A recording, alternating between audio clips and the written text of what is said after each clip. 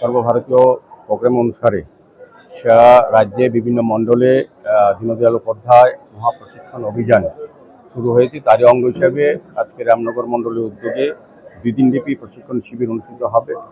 এখানে 8টি বিষয় নিয়ে বিভিন্নভাবে আলোচনা করা হবে। মূল উদ্দেশ্য হচ্ছে পণ্ডিত দীনদয়াল যে চাইছিলেন যে আমাদের উপযুক্ত আদর্শ কার্যকর্তা নির্মাণ করা এবং রাষ্ট্রের প্রতি তাদের আন্তরিকতা, তাদের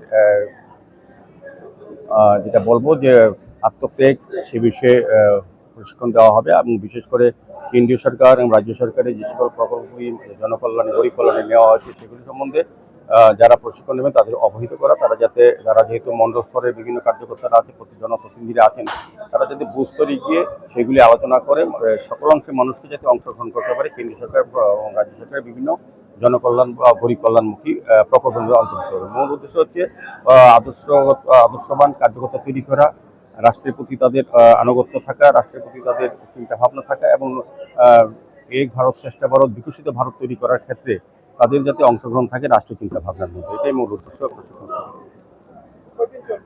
2 দিন ব্যাপী চলবে।